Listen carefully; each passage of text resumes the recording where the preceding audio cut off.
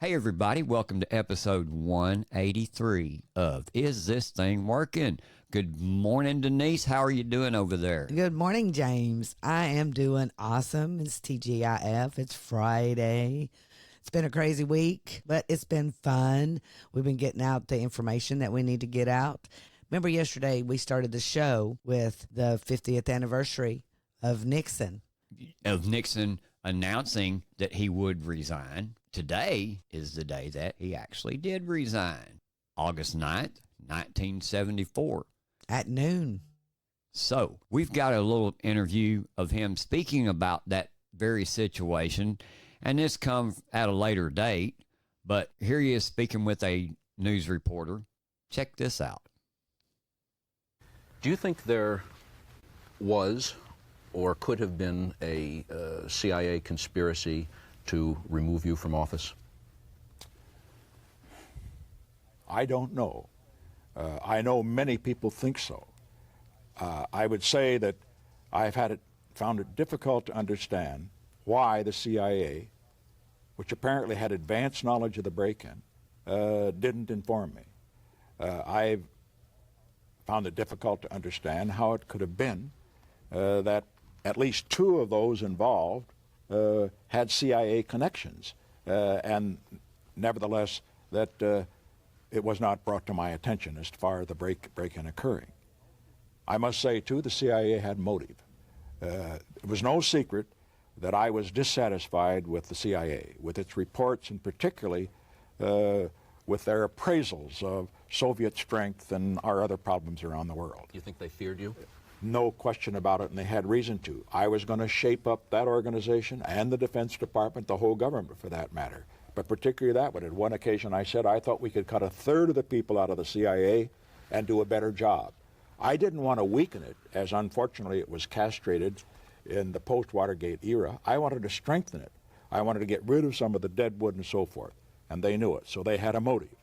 I'm not prepared to say whether there was a conspiracy or not. I would only say that it should make a fascinating study for an investigative reporter. Can you see similarities, or am I just stretching here? I mean, think about that. No, we see it going on now. We see it happening now. We see it happen over the years. You know, I mean, what, JFK? Yep, RFK, Malcolm X, Martin Luther King, Richard Nixon, Donald Trump. Exactly. And think of the similarities between what Nixon just talked about and what President Trump talked about. Nixon said he was going to come in and gut a third of the CIA. He was going to come in and revamp the CIA because he did not feel that they were being efficient. He did not feel that they were being effective, right? Because there was what? Too much government waste, too much government bureaucracy. You know, and I don't understand how come that would not be a good thing. I mean, to make them stronger, to give them the direction that they were there to do in the first place was to protect America. And I don't understand why the government felt that that was a bad thing. Well, because he threatened their very existence. And at least two of the burglars in the Watergate scandal were on the CIA payroll. It was interesting to note, too. He said, well, I'm not ready to call it, an actual conspiracy yet. Maybe that's down the line, basically to paraphrase what he said. But he did make mention of a good investigative reporter could find this out. Exactly. And look at what we've seen go on since that time. Hard to say he was not on point. Hard to say that he wasn't over the target. You know what I mean? Yeah, we're going to let you decide on that one. That's folks. That's it. But yeah, let's all remember Nixon on this day because this was a very important day in history. And as we get our show rolling, we want to state that these are our opinions and they're our assertions. If you agree with us, tell your friends and share the show. And if you don't agree with this, tell your friends and share the show. Also, stomp that like button and please follow or subscribe wherever you see the name Is This Thing Working? And our podcast is available for download on all platforms like Apple, Spotify, YouTube, and wherever you listen to podcasts. Also, download that Rumble app so you can follow the show. you will receive instant notifications when we go live, which is every Monday through Friday at 2 p.m. Central Standard Time. Thank you, everybody. Let's get on with the show. Let's do it. Let's do it, Bannon Watch. Here we go. Here we go. 86 days left to go of being a political prisoner. We're 100% behind Steve Bannon. We are next man up. So guess what? What is your task and purpose today? Call your congressmen, call your senators, call your representatives. Let them know that you understand that the J6 committee was a sham. Let them know that the J6 committee was illegitimate. They had no purpose and they had no authority. Steve Bannon should be a free man right now. And here's my opinion on that also. It's my opinion. Like I say, they're ours. You can agree with them. You don't have to agree with them. But in my opinion, if you're going to put Steve Bannon in jail for a contempt charge and you're not going to let him out based on the fact we know J6 committee was a sham, if that happened and you keep him in jail, then my only other reasonable conclusion should be that Merrick Garland should be sitting in a jail cell right beside him. That, to me, that's the only way that this is right. You know, in my mind, 100%. Either you free Steve Bannon or you put Merrick Garland in a jail cell right beside him. One of the two. So what we need and what we want all weekend long, Saturday and Sunday, is the hashtag Free Steve Bannon. We need it to go far and wide. Hashtag Free Steve Bannon. And like we said before, you call these congressmen, you share your opinion with them. And you share your nice. You share your displeasure with them, and you let them know what you think about all of this, and slam them with it, because where are they at right now? They sure as hell ain't in D.C. taking care of business. No, they're not. They're not taking care of that. They're not taking care of President Trump and his attempted assassination. You know, none of that. Nope. We've heard nothing from our congressmen about this since they all decided to split and go home. You know, it's like they're just going to forget it. They're going out there, and I know that some of them have elections, and we congratulate those that won their elections and everything. But, you know, where are you on TV? Where are you in front of the mainstream media who lies about President Trump every single day and who continues to cover up what happened to President Trump? He was shot. Someone in the audience was killed, and 2 other people were shot. And this is not being talked about enough. This is 2024. There is information out there everywhere, but not about this. Not about this anywhere. But we're going to talk about it today because we're going to keep it fresh in your mind. Not only that, that's big news, and it is the biggest news. And this is what President Trump said. He said, "It is clear that the Supreme Court's historic decision on immunity demands and requires a complete and total dismissal of all these witch hunts. The J6 hoax in Washington, D.C., the Manhattan DA zombie case, the New York AG scam, fake claims about a woman I never met, and the Georgia perfect phone call charges. The Democrat Justice Department coordinated all of these political attacks, which are election interference conspiracy against crazy Kamala Harris and crooked Joe Biden's political opponent, me. So let us come together to end all the weaponization of our justice system and make America great again."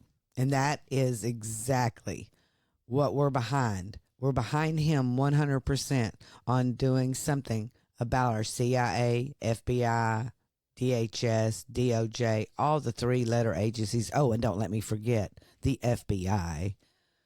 You know, so President Trump came out yesterday in front of the media and did an hour of taking questions from the media. And did a masterful job at it. A masterful job. He is good. He's so good at this, you know, at talking. But he's been doing it this whole time. So he's had plenty of practice. We all know Kamala Harris isn't going to talk to anybody for an hour. Could you imagine her talking for an hour? But we have a clip of President Trump talking about the real issues that affect you. So listen to him here. What message do you have to Americans, sir, who are struggling to pay for everyday life, such as groceries, rent? The polls have suggested. There are some polls that say we're going to win in a landslide. People are voting with their stomachs, meaning they're going to the grocery store. They're paying 50, 60, 70% more for food than they did just a couple of years ago. Look at what's happened to energy. Look at what's happened not only to their cars, where gasoline's gone from $1.87, $1.87, and we had moments when it was below that, but it's gone from $1.87 to $5, $6, and $7. And they take the strategic national reserves and they take it out, even though it's peanuts compared, it doesn't last long. But they're virtually empty now. We've never had it this low. And he's using that to keep the gasoline prices as low as possible. He's sucked all of the oil out, essentially the gasoline, to keep the price down a little bit, and it's had very little impact. But you know what? We have no strategic national reserves now. He's emptied it. It's almost empty. It's never been this low. And I had it at a good level, and I would have had it more if the Democrats would have approved the deal. You know, I had a deal to buy it at $22 a barrel, and now it's going to be close to 100 pretty soon, my opinion. And the Democrats didn't want to do that, but we bought a lot anyway, and we had it pretty good. And what they've done to the national reserves, the strategic national reserves, is, as you know very well, because you cover it, but what they've done is incredible. They've just, for the sake of getting some votes, for the sake of having gasoline, you know, that's meant for wars. It's meant for, like, tragedy. It's not meant to keep a gasoline price down so that somebody can vote for Biden, or in this case, Kamala, who, by the way, is worse than Biden. And she's actually not as smart. Okay? She's actually not as smart. That's hard to believe, isn't it? Yes. And then he goes on to say, later on, they ask him, well, how come you're not out on the trail, you know, campaigning right now? And he told him, he said, that's a stupid question. He says, I am out on the campaign trail. I'm going to be in Montana this weekend in a red state. And they ask him, well, why red states? Why do they think that he has to go to all of these Democrat states? Well, yeah. Well, and to me, I thought the importance of that press conference yesterday was the fact that he stood in front of hostile press. You know what I mean? Yes. And Kamala won't stand in front of hostile press. No. You know, and from what I've understood about this, and I read this, I think yesterday maybe, is the only time that she is talking to reporters or those people are the ones that are flying with her. She doesn't meet other press outside of that circle or outside of that bubble right there. President Trump isn't afraid of the media altogether. One thing that was very clear after he put out his debates, he did 3 debates. He says, okay, I've talked to 3 people. We got 3 debates going on. We got Fox News, NBC, and ABC.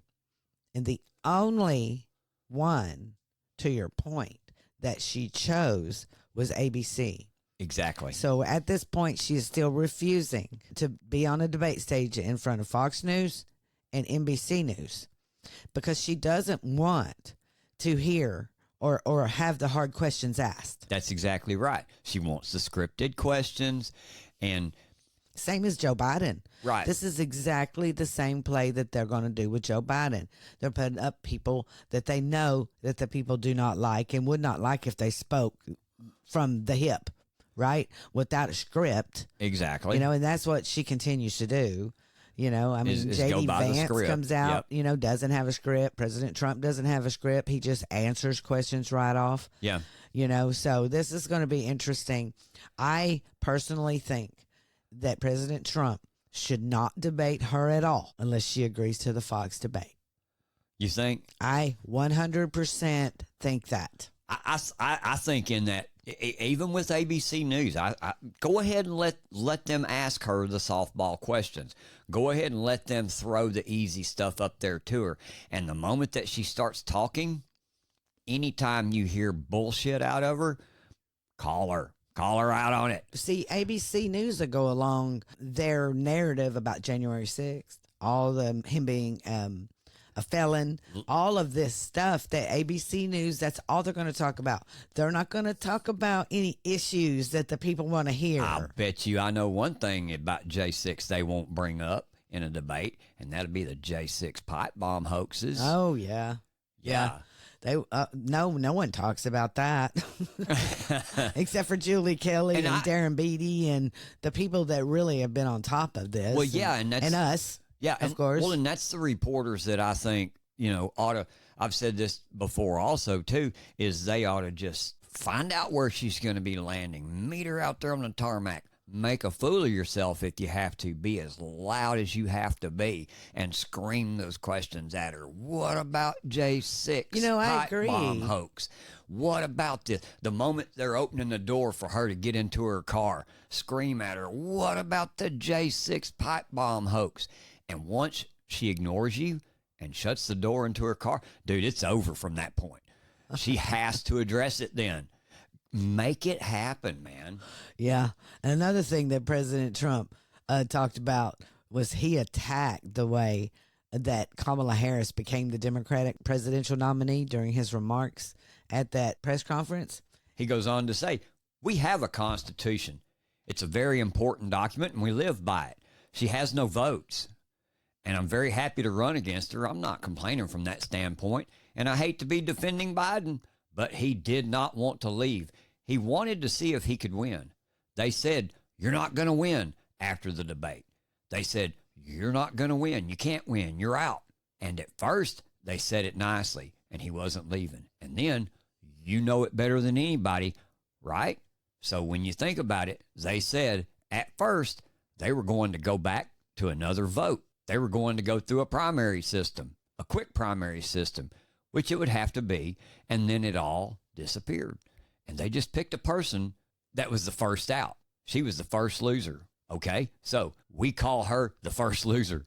She was the first loser when? During the primary system, during the Democratic primary system, she was the first one to quit, and she quit. She had no votes, no support, and she was a bad debater, by the way, very bad debater. And that's, I wish I could do his voice. I know. And that's not the thing I'm looking forward to.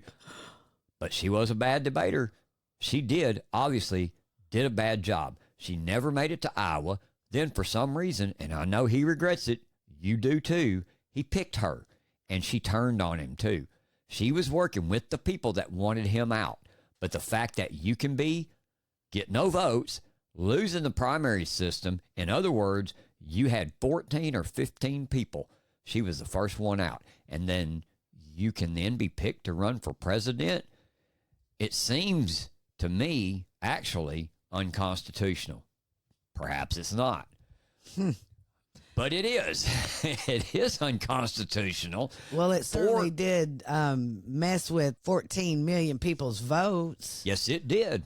President Trump also, during this week, has also named the people that were responsible for this coup, which was Pelosi, Obama, Schumer.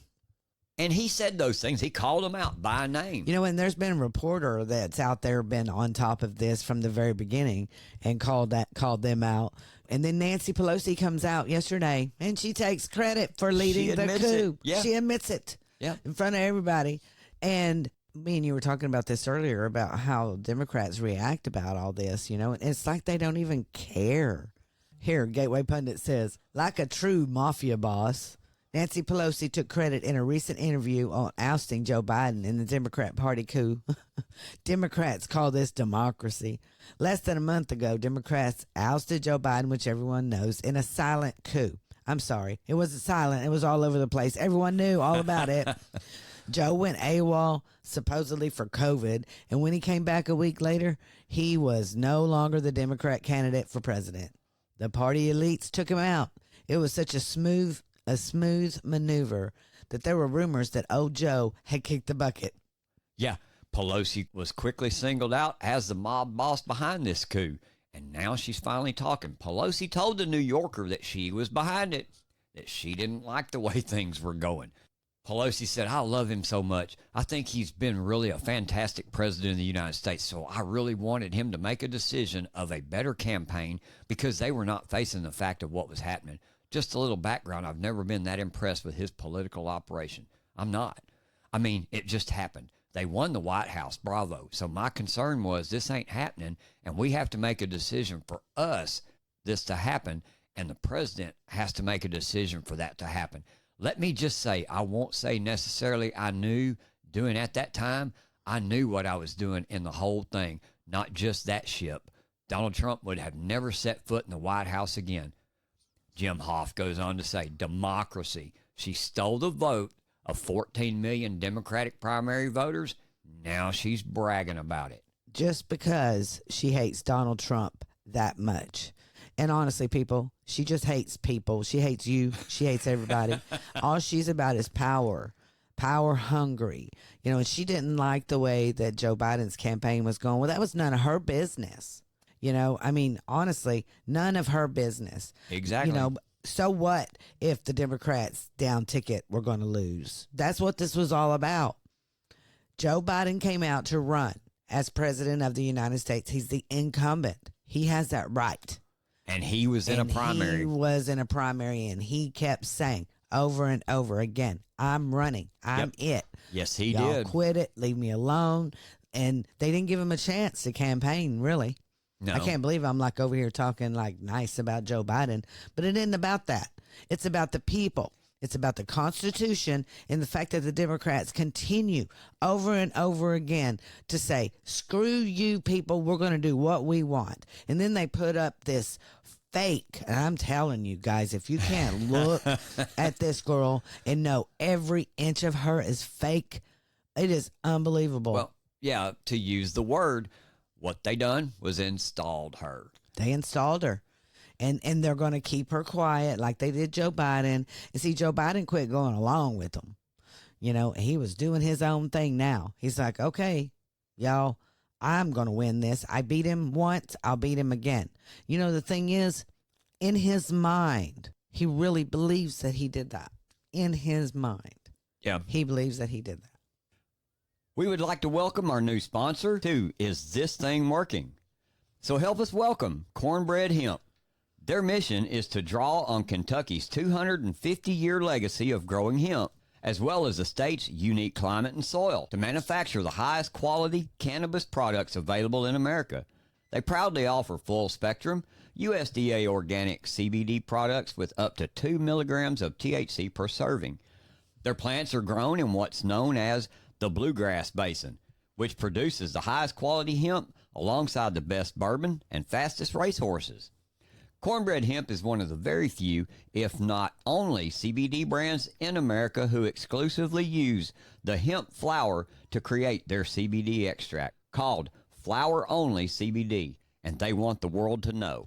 Please check out Cornbread Hemp by going to cornbreadhemp.com right now for a 30% off your initial purchase of any products on the website. Again, go to cornbreadhemp.com and use promo code ITTW for this special offer. Remember, you get 30% off, promo code ITTW. Thank you for supporting our sponsors. We surely do appreciate it. And while we're on the subject of lies, and more lies, and while we're on the subject of the CIA, the Secret Service, the DOJ, all of them taking liberties way outside of their Scope and actual duties and the lies that they tell, we find out from the Butler, PA police department that local police officers warned the Secret Service repeatedly to guard the roof of the building Trump was shot from. Cullen Lineberger from Gateway Pundit says that Secret Service said they would cover that roof, but they never did.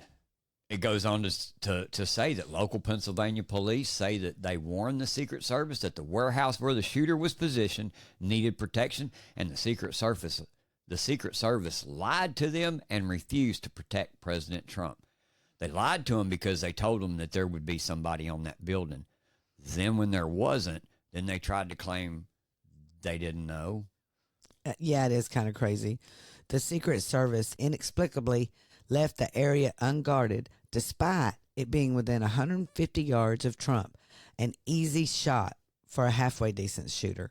You know, and this is, and I really do appreciate that the Butler, PA officers came out with their body cams. Yes. Just to prove, you know, they've been telling the truth this whole time, and we appreciate their transparency, because that's all that we ask for is please be transparent with us. But our government, will not be.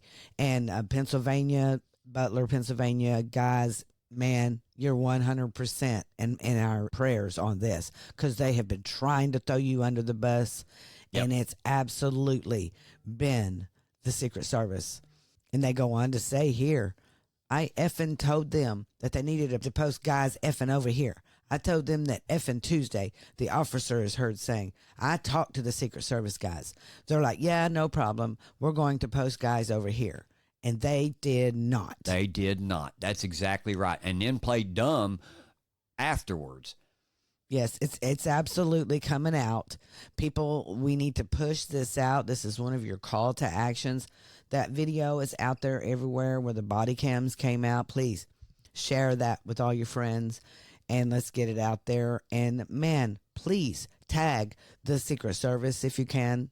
Tag them. Let them know that the Secret Service really failed on that day. And I don't believe that they are on par of keeping President Trump safe at this point. Do you? Not at all. Do you? And that just goes back to all the other stuff the Secret Service does. I mean, like we mentioned earlier, the pipe bomb. And the media continues to ignore Kamala Harris's DNC pipe bomb scare. I mean, do you remember anybody talking about this, folks? Have you heard it anywhere on the mainstream media or anything like that? Well, if you ever follow Julie Kelly, and we suggest that you do, we follow Julie Kelly on X. It's at Julie_Kelly 2 on X. And she says, she wrote a great article on this. And she says, a new DHS-IG report confirms Harris came within 20 feet of an explosive on January 6th. But the media, January 6th truth seekers, and even Harris herself continue to disregard the findings. And why is that?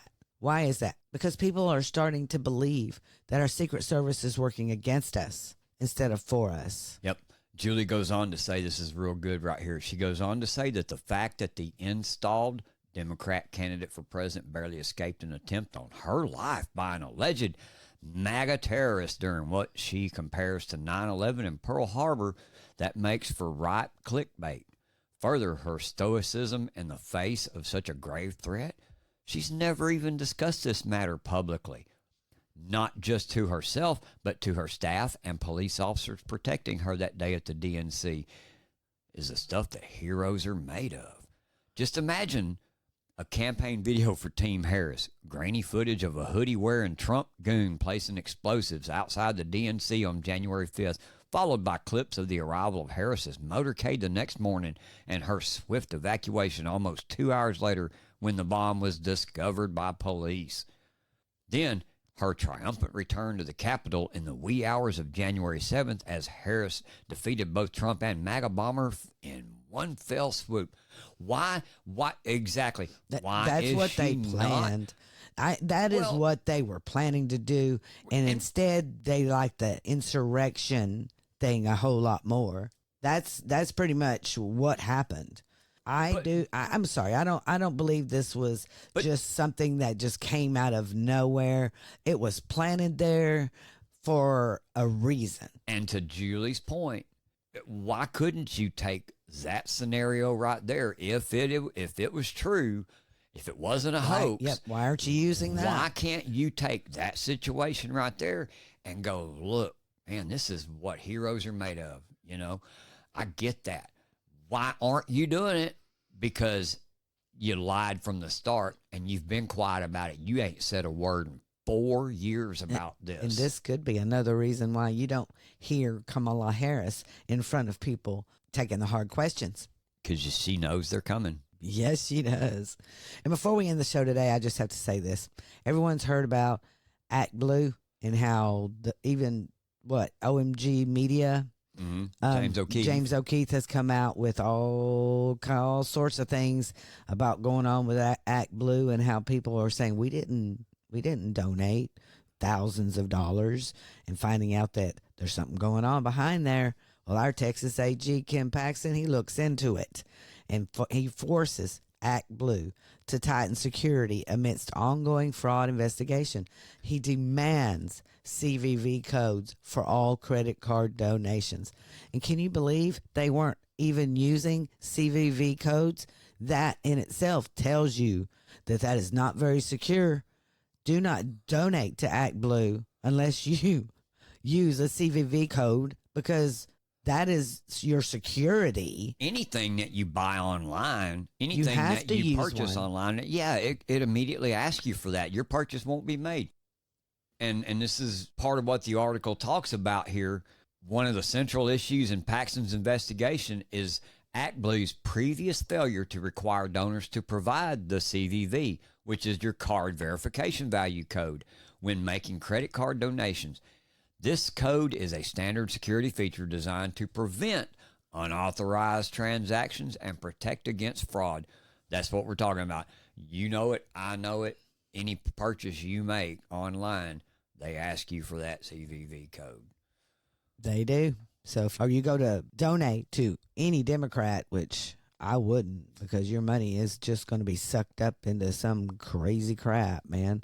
ActBlue is really, really not a good place to donate. Donate strictly to your people. If you want the money to go there, I think that about WinRed on our side.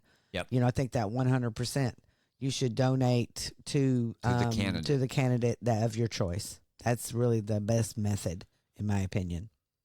I want everyone to have a great weekend, and we'll be back on Monday. Is this thing working? Rise up. Well, hey, everybody, that's it for today.